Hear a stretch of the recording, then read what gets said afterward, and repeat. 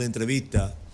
Vamos a conversar con un hombre de Estado, un hombre que ha estado en funciones públicas importantes, fue director de migración en su oportunidad, es un abogado de mucha experiencia, ¿verdad? Fue legislador también, ¿verdad? O sea, estuvo como diputado por la circunscripción número 3 de aquí de Santiago, y con él podemos hablar de muchos temas, principalmente del tema haitiano, ¿verdad? Tema de migración, porque tiene toda una experiencia y unas posiciones que son importantes en relación a ese tema. Él es secretario general del partido Fuerza Nacional Progresista, y aprovechamos para darle los buenos días al licenciado José Ricardo Taveras. Sí, muy buenos días, muchísimas gracias por la amabilidad de darme un nuevo turno al bate aquí con ustedes, con este equipo que goza de mi aprecio y de mi cariño siempre, al que respeto mucho. Bueno, gracias Ricardo, y gracias por haber venido. Mire, a raíz de que el presidente Luis Abinader hizo un llamado de unidad nacional sobre el tema haitiano, usted escribió, y yo le voy a leer solamente un párrafo, para ver si usted se refiere, porque hay cosas que usted deja como entrever que yo no entendí muy bien. Usted le dijo al presidente que hablar duro es muy efectivo cuando los jefes de Estado han cimentado el énfasis del discurso en acciones que brinden coherentemente la palabra y el tono. Siempre he admitido que usted ha dicho todo lo que ningún presidente ha dicho. Sin embargo, su palabra carece de los cimientos que debería brindarle su acción. Sí, mira, cuando nosotros nos hemos referido a ese tema y escribimos en ese párrafo, yo creo que tú dices que no entiendes como buen periodista. Tú entiendes bien lo que yo estoy diciendo, porque lo que yo estoy tratando de explicarle ahí al señor presidente, con mucho respeto, es que simplemente la teoría que siempre he sostenido, y creo que hemos hablado de eso aquí en el programa, de que este gobierno adolece de una crisis de identidad con el tema de sus posiciones respecto a las políticas de Estado con Haití. El presidente candidato fue siempre muy malo abordando este tema, porque era una persona que se refirió a la 168.13 como una sentencia que había quitado la identidad a personas de rostros distintos, como queriendo significar que era una sentencia racista. Sin embargo, para sorpresa mía y de mucha gente en este país, llegado a la presidencia de la República, él asumió un discurso, yo diría que el discurso del sueño que todo dominicano desea que un presidente asuma. No hay solución dominicana a la crisis haitiana. Vamos a hacer respetar nuestro territorio, vamos a hacer respetar la ley de inmigración. Se negó a firmar el Pacto de Los Ángeles y ha tenido una posición que en términos discursivos ha sido, yo diría, que sin precedentes en este tema. Ahora, cuando tú le aparejas a ese discurso los hechos, entonces lo que tú te encuentras con una incoherencia entre lo dicho y lo hecho. En primer lugar, para tú asumir ese discurso, tú no te puedes valer de Roberto Álvarez en la Cancillería, aunque es un puesto clave para esa política. Una persona que se ha callado la boca todas las veces que hay cualquier tipo de crisis que amerite que el país tenga un vocerato. Y el presidente tiene que salir de manera personal a defenderse y a defender el gobierno y a defender el país como si no tuviese canciller. Pero tienen el Instituto Nacional de Migración a Wilfredo Lozano.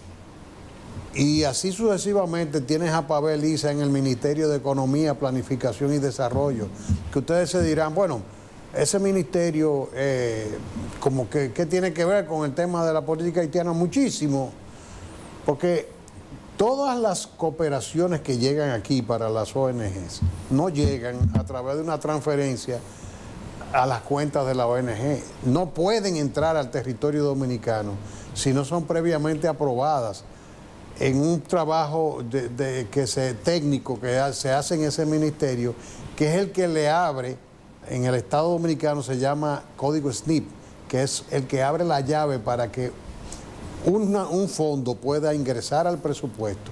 Entonces, esas cooperaciones que vienen, con las que se financian los ataques de las políticas del Estado Dominicano, son aprobadas ahí y de ahí pasan al Ministerio de Hacienda para ser insertadas en el presupuesto nacional, y desde ahí entonces que le llega a las ONG. Y con ese dinero es que ellos van a la Corte Interamericana, van a Suecia cada 2 años cuando hay informes de derechos humanos, y con ese dinero es que se hacen los barrios de haitianos que se están haciendo, que ya hay uno, el primero de todos fue en Puerto Plata.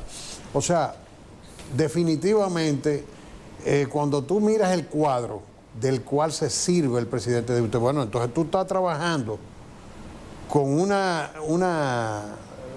un discurso, y por un lado, y por otro lado te está sirviendo de soldados que están al servicio de causas ajenas a las del país. Entonces, te niegas a firmar el pacto de Los Ángeles, pero por otro lado también viene al país e introduce el proyecto de ley de trata y tráfico de personas y el proyecto de protección integral de la mujer. En ambos proyectos hay un componente que es explosivo para la estabilidad del país, porque establecer en una ley el principio de no devolución, en una ley tan delicada como la ley de trata y tráfico de personas, lo mismo que hace también en el proyecto de protección integral de la mujer, considerando que en ese sentido la cultura haitiana en cuanto a la instrumentalización y la cultura del sentido de derecho de propiedad que ejerce el hombre en la cultura haitiana sobre la mujer, con una ley de esa naturaleza y poniendo el principio de no devolución, entonces tú me estás hablando de una incoherencia entre tu palabra y tus hechos. Y lo que nosotros hemos tratado de destacar es simplemente que el presidente no puede ir a la Asamblea Nacional, al Congreso Nacional, a la sala reunida de la Asamblea, a dar un informe al país y hablar duro cuando sus hechos están desmintiendo su palabra. Que es más útil sentir ese presidente hablando con la vitalidad que habló allí, pero arengando a sus soldados. Porque el tema de la problemática migratoria tiene que ver fundamentalmente con la inseguridad de la frontera. No tenemos frontera. Tenemos soldados comprometidos con la corrupción. No estoy generalizando, no generalizo, pero obviamente la abrumadora mayoría, la prensa se hace eco muy a menudo de los métodos que se utilizan cuando se deportan los haitianos que van y vienen. Yo tengo la experiencia de haber vivido eso. Incluso de aquel lado de Haití hay ONGs preparadas para auxiliar a los haitianos en el retorno. Entonces, eso no es un tema solamente de que hay un negocio en torno a ese problema. Hay también intereses locales y extranjeros. ¿El interés de los demás países cuál es? Bueno, los franceses no quieren los haitianos en sus dominios caribeños, ni lo quieren los holandeses, ni los ingleses, pero tampoco lo quieren los canadienses, ni lo quieren los norteamericanos. ¿Qué es lo que se busca con esta política? Una válvula de descompresión que procure que la República Dominicana y el contribuyente dominicano se tire arriba el problema para ellos disminuir el impacto que tendrían con ese problema. Entonces, un presidente que tiene esa crisis de identidad entre su palabra y su acción, obviamente no le luce hablar duro. cuando uno, como ciudadano común y corriente, mira hacia el futuro, considera que la Fuerza Nacional Progresista es el buque insignia de la lucha contra la inmigración haitiana, ¿no? En ese sentido, porque siempre ha mantenido una política continua. Entonces yo me preguntaría como ciudadano, ¿qué hizo ese director de migración en su gestión con relación a esa situación? Porque yo personalmente encuentro muy pocas cosas de información en los medios digitales sobre tu gestión en la inmigración. Bueno, mira, agradezco mucho la pregunta porque hay toda un imaginario en torno a que la problemática migratoria, entre comillas, o más bien que el fenómeno de expulsión de población, porque eso tiene sus cuestiones técnicas. Lo que hay respecto a Haití es un fenómeno de expulsión de población, no es un fenómeno migratorio, número uno, técnicamente. Número dos, el tema del control fronterizo es una responsabilidad constitucionalmente delegada a las Fuerzas Armadas. Migración no tiene competencia para el ejercicio del control de frontera. Sí tiene la posibilidad de ejercer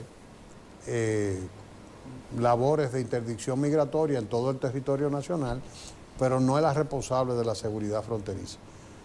Mi gestión hizo maravilla, igual que está haciendo la gestión actual del licenciado Venancio Alcántara, que todo el mundo lo ve activo deportando, pero migración deporta por un lado y por el otro retornan. O sea, la política de deportación, si yo fuera jefe del Estado en este momento, me aseguraría primero de poner el control de la frontera para entonces ir impulsando una política de deportación cuando yo sepa que no voy a mantener engrasada una puerta giratoria donde los haitianos salen por un lado y vuelven por otro. Migración es responsable de las puertas, de los puntos de control fronterizo. En mi gestión podría yo hablar y si tenemos tiempo yo digo todo lo que se hizo. Por ejemplo, cuando tú pasas por migración, que es lo que migración hace en la frontera, tú tienes a migración conectada en el sistema, igualito que como estaba, que eso no estaba controlado. Como está el aeropuerto de las Américas, el aeropuerto de Punta Cana, el de Santiago, cualquiera del país. En 6 milisegundos tú tienes el ingreso y los ingresos se producen de manera correcta por esa vía. Ahora, por ejemplo, tú puedes decir, ¿qué usted hizo? Habían cosas que estaban en mi control. La mafia de los visados se controlaron bastante porque nosotros, que tuvimos la cooperación del extinto amigo, el ingeniero Carlos Morales Troncoso, que era canciller, él me pasaba la información de los visados realmente autorizados y todas las visas, por ejemplo, que se expedían de cierto número en adelante, nosotros la anulábamos, se cancelaban y no se permitía el ingreso de esos ciudadanos porque hay un negocio con las visas. Eso no ha sido abordado y ese tema no lo controla migración, eso se controla en el Ministerio de Relaciones Exteriores y jalando a capítulo los cónsules. Ahora mismo tienen cerradas las oficinas diplomáticas de la República Dominicana y las visas de los haitianos siguen apareciendo. Entonces, es un tema cuyo abordaje es integral.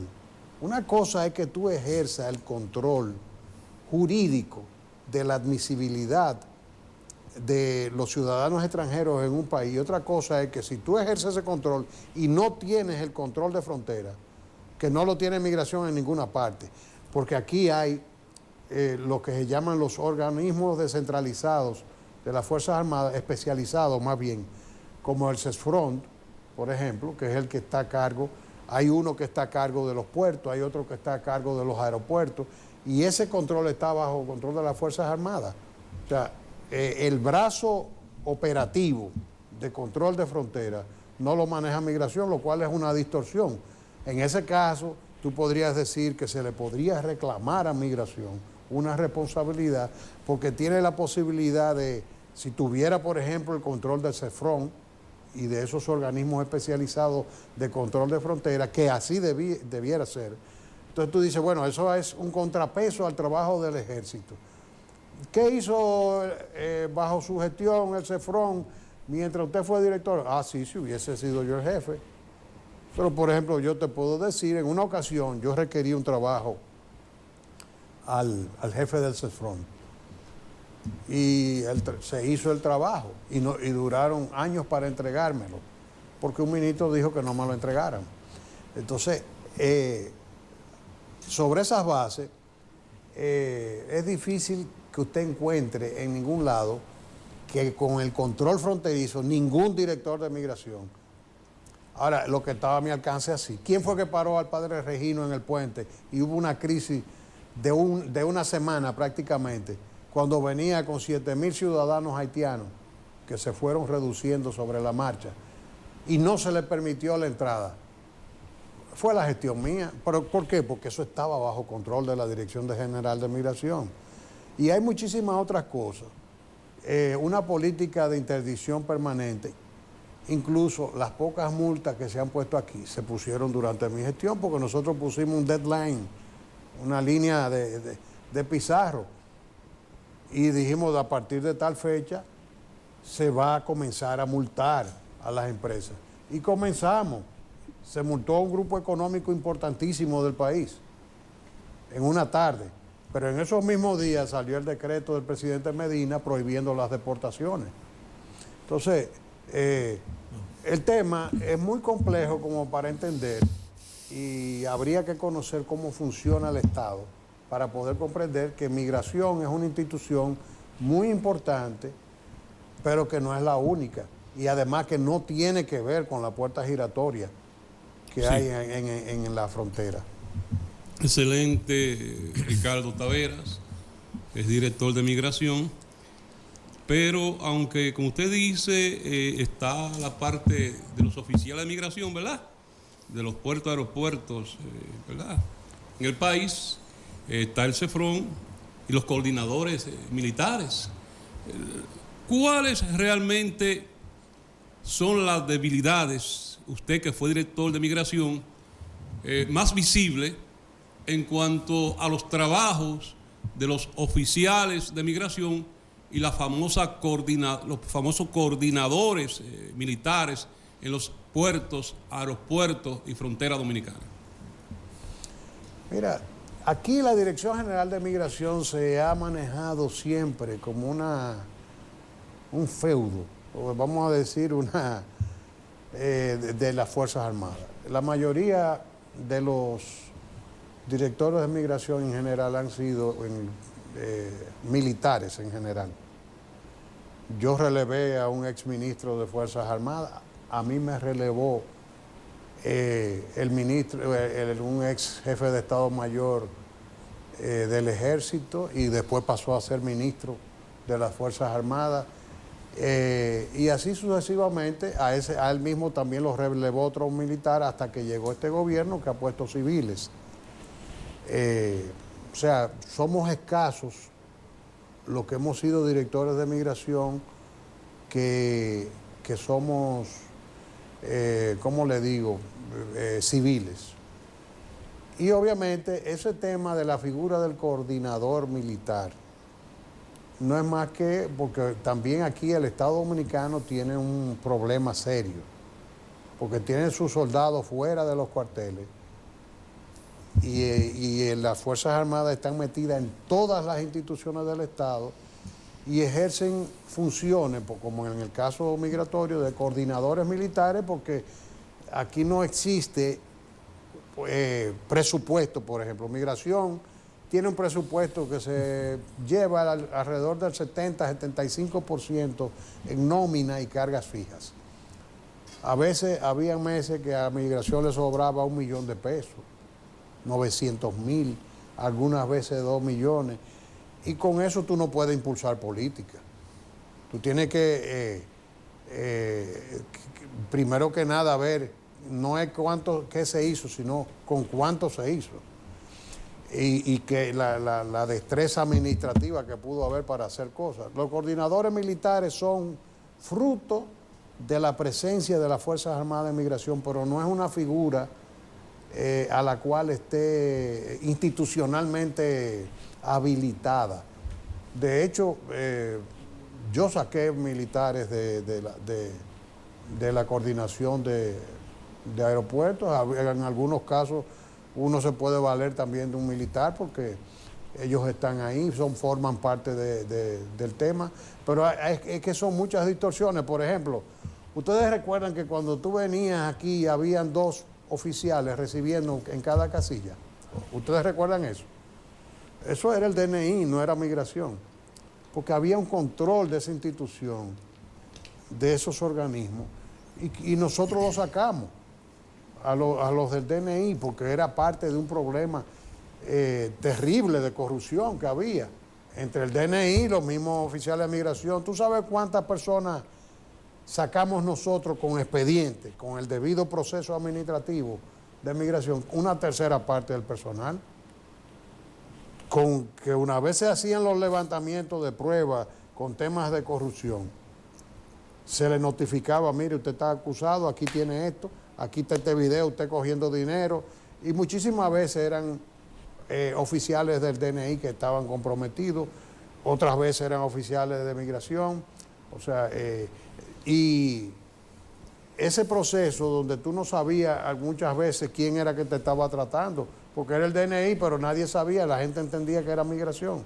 Entonces, eso se resolvió durante nuestra gestión. Ahora mismo tú llegas y encuentras a una persona, y esa persona es de migración, y sobre esa base de esa interdicción ética de la institución se logró sanear muchísimo.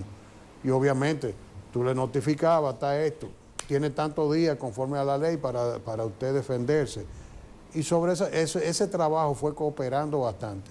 Yo entiendo que eso de las coordinaciones militares es parte de los rezagos institucionales, que aquí hay que sentarse a hablar de Fuerzas Armadas y de la institucionalidad, porque aquí todos los guardias están abriéndole la puerta a los fiscales, a todo el mundo. Entonces, eso es fruto de ese legado, pero eso no es una institución, vamos a decir, opera. ¿Por qué? Porque los cuadros militares son los que tradicionalmente han estado dirigiendo esa institución. José Ricardo, bienvenido. Mire, muchas gracias. El tema del llamado del presidente para afrontar la situación de Haití o para fijar la posición de la República Dominicana ha sido refrendado por gente de su organización. En el caso de Pelegrín Castillo incluso le pidió al presidente Fernández que tuviera otra postura en relación al tema. Pero usted ha dicho aquí que hay cosas que no se ven claras en cuanto a las posiciones del gobierno, por lo que algunos de los integrantes del gabinete han hecho. En sentido general, ¿qué esperan ustedes de este proceso y qué pudiéramos estar viendo a la larga con relación a una situación que cada día aparentemente nos han dejado simple y llanamente a los dominicanos para que la resolvamos? Bueno, mira, ciertamente nosotros hemos sido simplemente coherentes con una posición histórica del partido y de todos nosotros. Nosotros siempre hemos abogado para que se asuma una doctrina nacional respecto a Haití, que es un tema que va más allá del tema migratorio. Esto tiene demasiados bemoles. Pues la gente ve el problema y lo asume y lo politiza. Y mucha gente pregunta, como me acaban de preguntar aquí, ¿usted qué hizo? Un desconocimiento total de la complejidad del tema. Por eso yo hablaba y explicaba del tema de la expulsión de población, etcétera. El drama que hay ahí, podríamos hablar de algunos datos, de una economía 10 veces superior a la haitiana, de un tema de población, y no estoy disgregando la pregunta, pues, sino tratando de fundamentar el por qué es necesario una doctrina nacional respecto a Haití.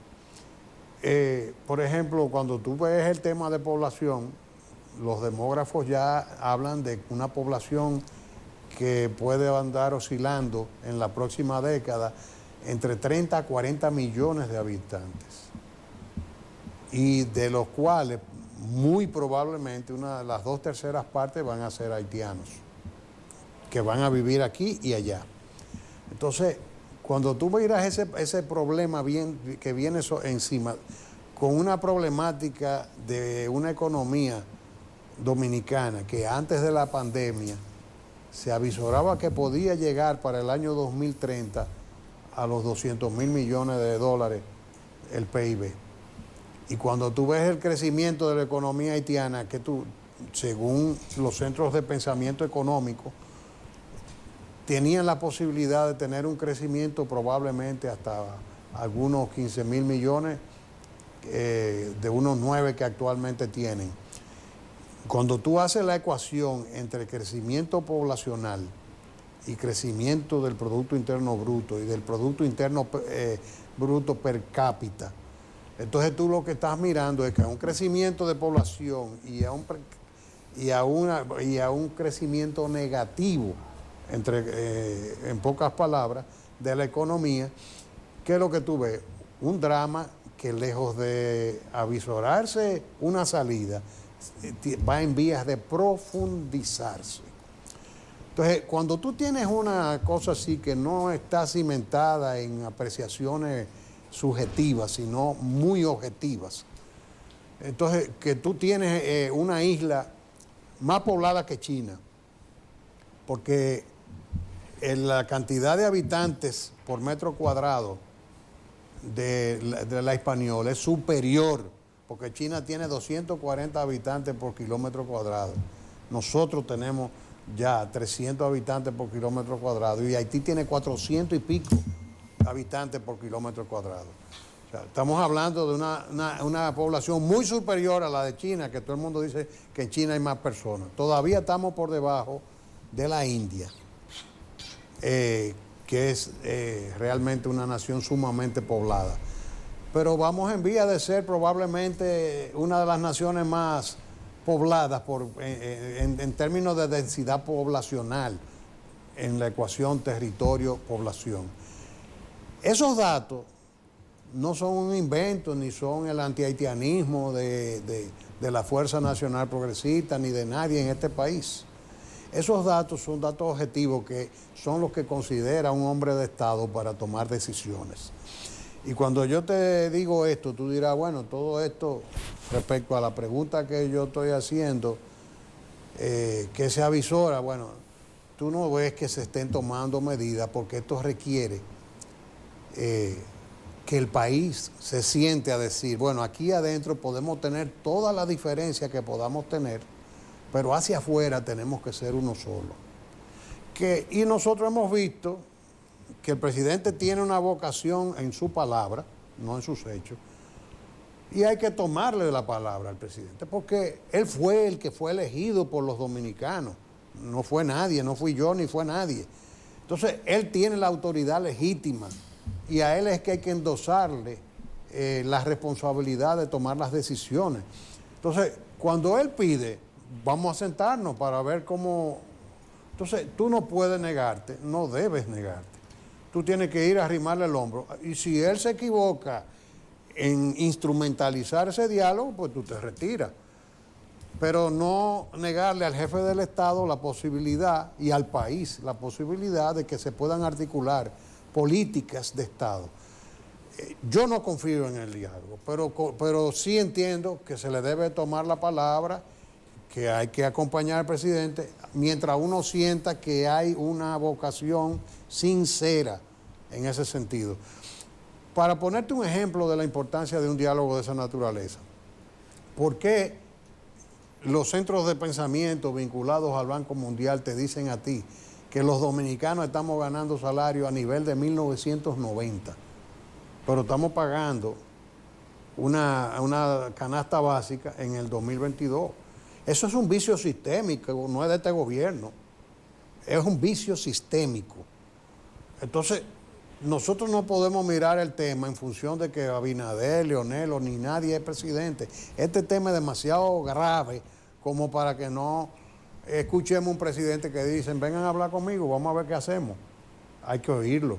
Ahora, sobre la marcha, él pone esto quiere instrumentalizar el tema. Ok, tú te retiras y él sabrá a qué se atiene. Pero mientras tanto, nosotros creemos en una doctrina nacional respecto a Haití. Creemos en la necesidad de la unidad del liderazgo, especialmente respecto a las cuestiones externas. Por eso nosotros preferimos partir de la buena fe del presidente, escucharlo hasta tanto uno se convenza de que su vocación no es sincera. Yo no tengo confianza en que eso vaya a llegar a ningún lado, porque tú convocando a un diálogo y te sigues sirviendo de la misma gente de la que tú te sirves, entonces, pero no obstante, la cortesía y el sentido común ordenan que se hable. Bueno, estamos conversando con el licenciado José Ricardo Taveras, legislador, diputado, también fue director de Migración, actualmente es el secretario general del Partido de la Fuerza Nacional Progresista. Licenciado, el caso Calamar, usted sé que lo conoce bien y le ha estado dando seguimiento, por lo menos lo que ha salido, ya la medida de coerción se solicitó.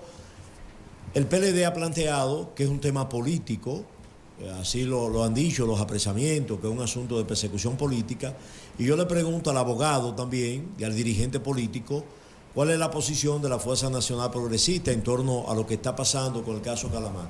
¿Es un caso político o es un caso jurídico? Mira, yo creo que los políticos debemos ir haciendo la cultura de sacar las manos de los temas judiciales. Incluso como nación nosotros debemos procurar respetar un poco el tema de la institucionalidad judicial. Es un caso que apenas se está abriendo.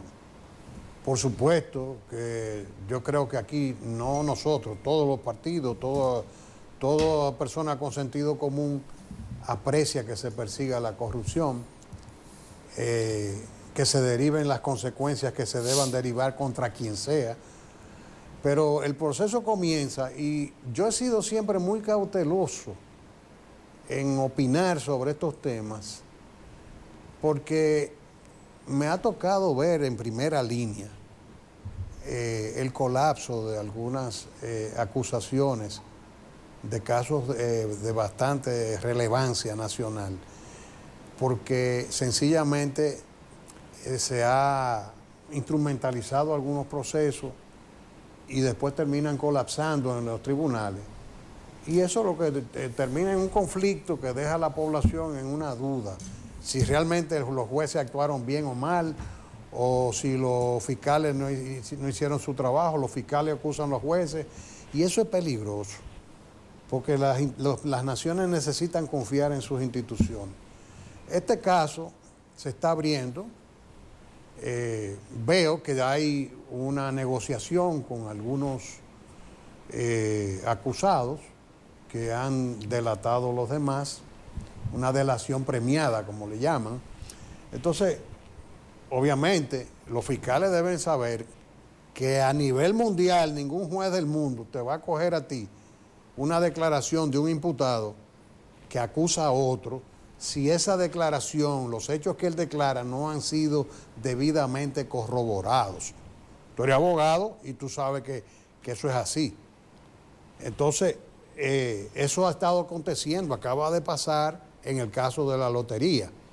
Entonces, ahora mismo, hacerse una idea, siendo honestos, uno alcanza a ver, parece que hay una investigación bastante seria.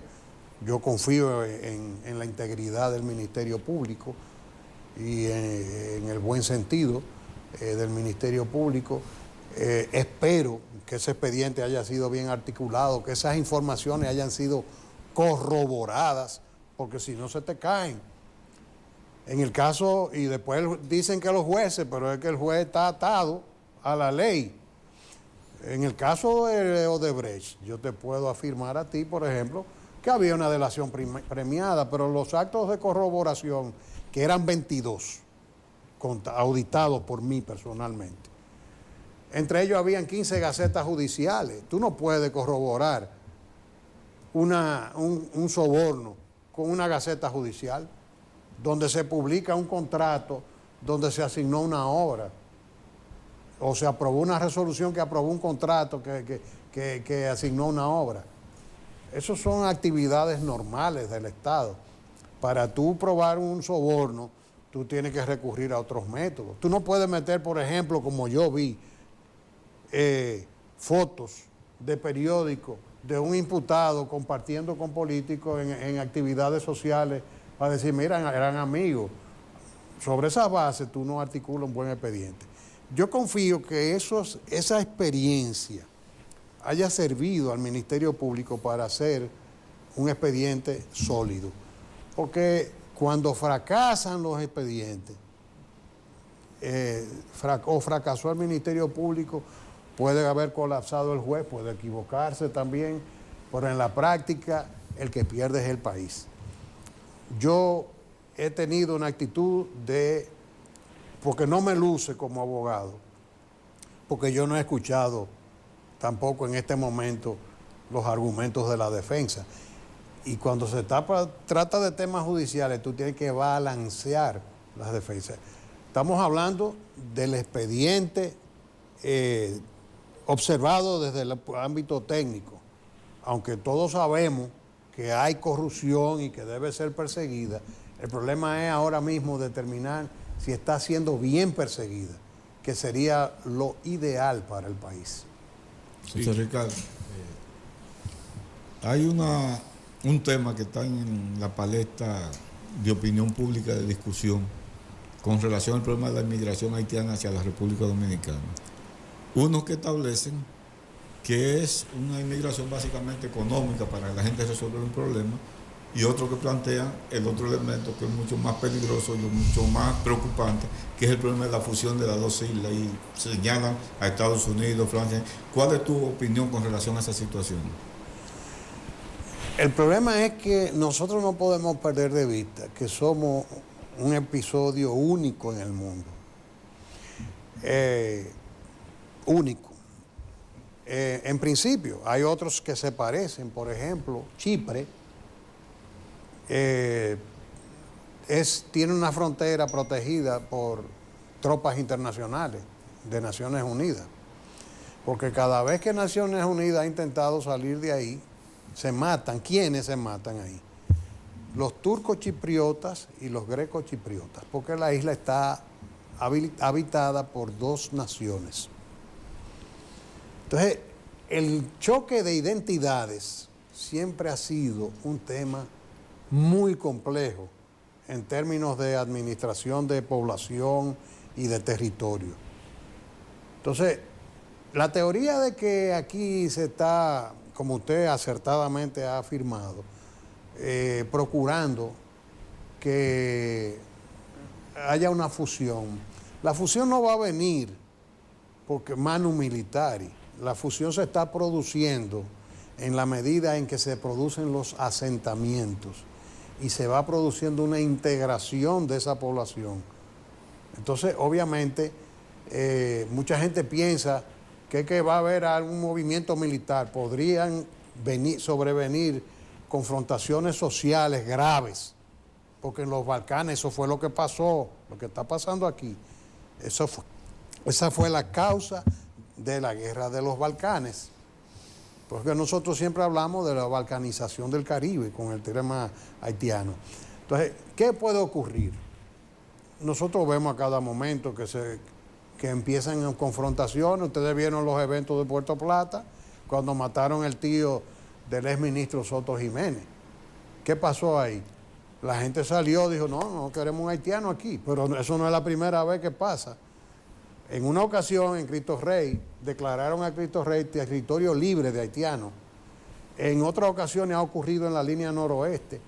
Y esos eventos vienen ocurriendo y de una forma, parece que de una violencia larvada, que hay también, algunas veces llega a tener expresiones gráficas como esas que he citado y otras veces no. Pero hay larvado un malestar en la población dominicana y en la misma población haitiana porque la cohabitación de ambas poblaciones, dadas las diferencias culturales, genera choques. Un dominicano, si te va a matar, te mata de una manera, el haitiano te mata de otra, te picotea.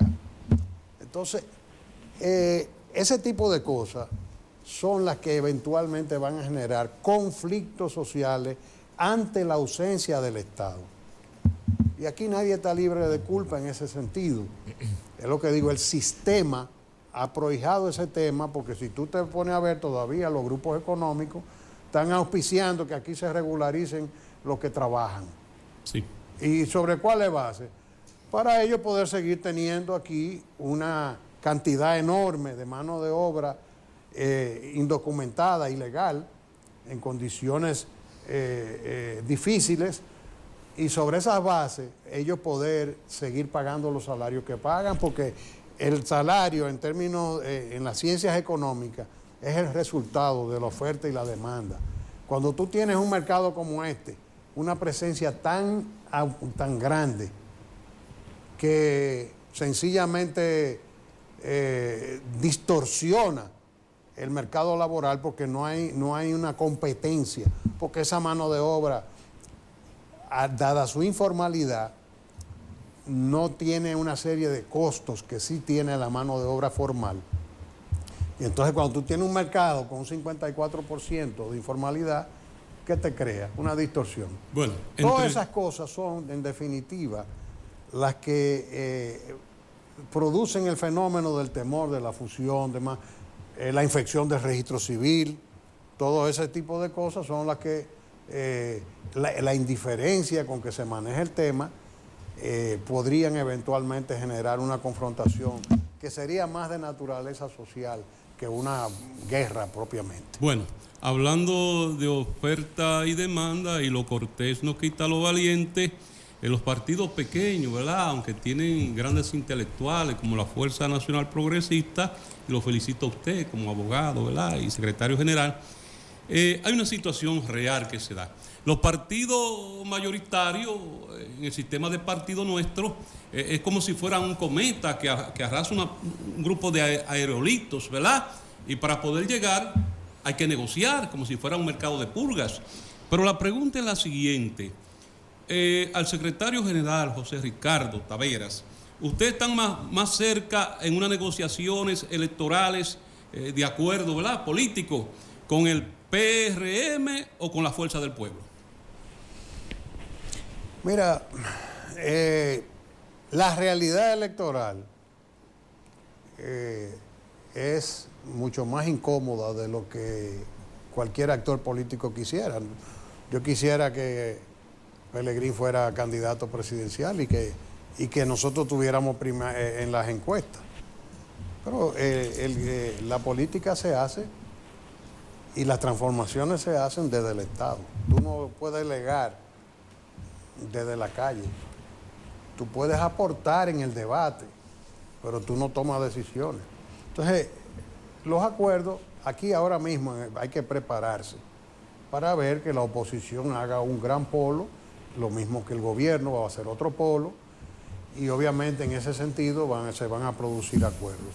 Yo no alcanzo a visualizar a la Fuerza Nacional Progresista en un polo junto al gobierno, pero en principio, si nosotros hemos sido un partido de agenda,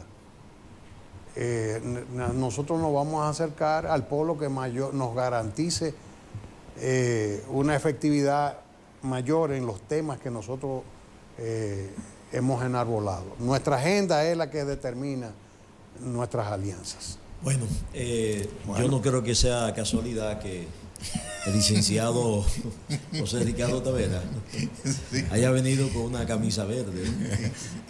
No. Eso fue la doña. Fue Nada por el que logo ver. del Nada canal. que ver, nada que ver. Por el logo del canal. Porque le cogió el tiempo y se le cogió la primera. Nada que ver, nada que ver.